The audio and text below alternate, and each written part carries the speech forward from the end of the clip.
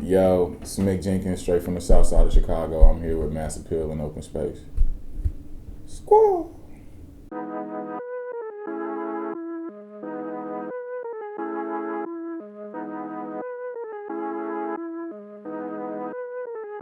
I called it Pieces of a Man by direct influence from Jill Scott Heron.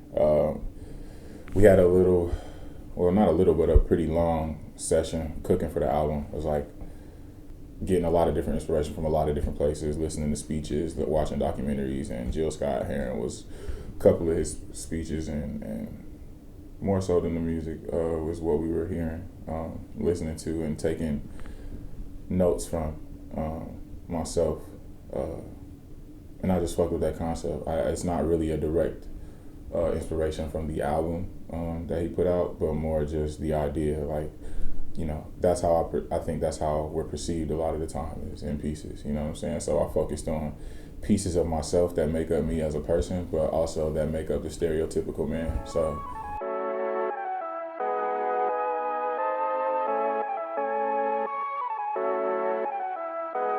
Waters, Waves, all my projects directly relate to how my life is going, for sure. It affects the space that I'm writing from. It affects what I'm talking about, because so much of my life is intertwined into what I'm writing about and singing about. So that was the biggest shift. It was a breakup and then getting back together and like really trying to figure out what it was I wanted at the time with love and what that meant to me. Whatever space you're in, that takes a lot of consideration, and it's something that you should do. You know what I'm saying? Is address what that means to you in your life.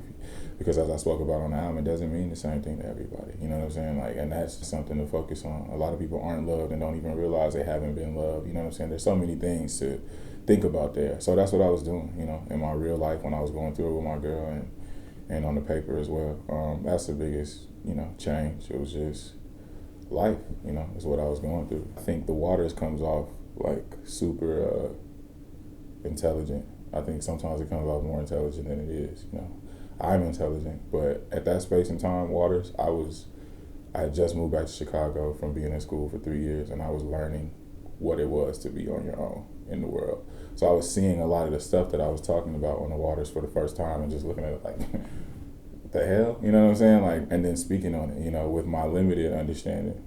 But, it connected with people of that time and my age, yada, yada. But the healing component was definitely a much more mature approach, a deeper approach. I think something that's comforting about the Waters is it's not that deep. It can be interpreted a couple different ways, and whether people have it wrong or not, so that it can be then applied to what you want it to mean and make your comfort be a whole lot better than trying to digest something like the healing component, which really isn't going to bend for your comfort, It's something that you got to really address yourself with and look at yourself in the mirror in a different way. That's going to force you to point out things that are wrong with yourself. You know what I'm saying? And that's harder to do. And if you can't mold that to what you want, it's harder to digest. So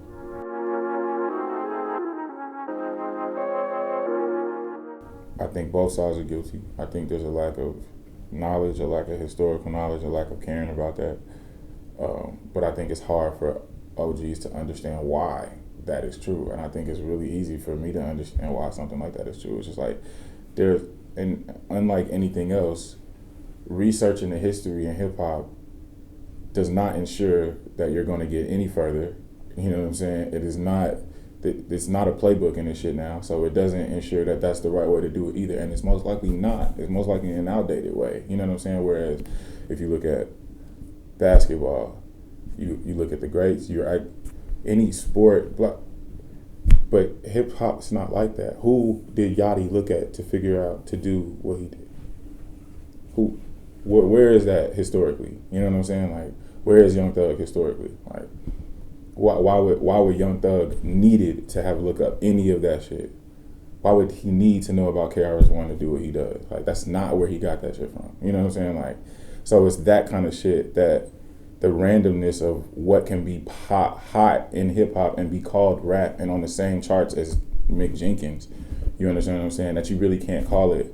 They're coming out looking at people who are successful. Why would they be going back that far? Why would that ever seem necessary? Like, overall, that's, I think, where it suffers with the communication thing, is just understanding. It's hard for young niggas to understand why that shit is so valuable to old heads if what I just said is true. You know what I'm saying? There's so many things that's hard for both sides to understand, and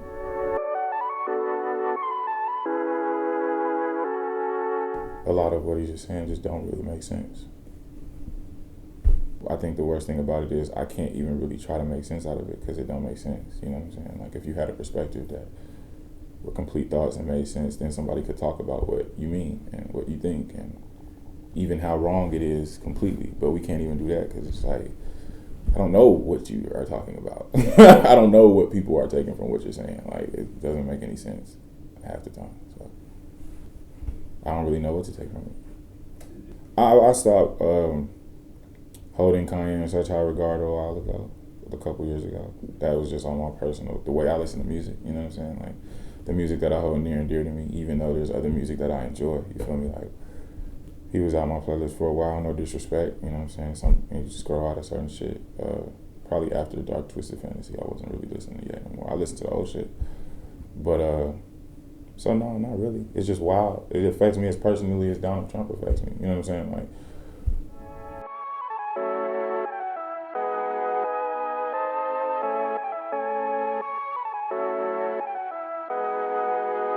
it's the same, and I think I've always hated that perception that it was split. Like, it really ain't like that. You know what I'm saying? Like, niggas definitely fuck with each other. Niggas definitely listen to each other's music. Niggas definitely pull up on each other. You know what I'm saying? Like, shit don't happen the way I would want it to. You know what I'm saying? For me, but I see it. You know what I'm saying? Like, I see it all the time. You know what I'm saying? I be in the spaces when, you know, shit happens. It's like, we from Chicago. I mean, niggas more than likely got a cousin who know, you know what I'm saying? Like, it's one thing about, it's just like anywhere else, I feel like, but so much more with Chicago, but you just recognize when somebody from where you from, you know what I'm saying? Like, know about what you know about, been through what you've been through, experienced the same types of things, you feel me? Like, I think it'd be a lot more love like that when niggas is not in Chicago, you know what I'm saying? Like, when we at home, we at home is whoever you actually fuck with. But whenever I see people like that outside of Chicago, it's always love, like, because it's Chicago. I hated the perception that it was split like that in the city, because it's really not, you know. It's split if it's split for a reason, you know, but not just because of different sides of music. Like, nobody cares about that.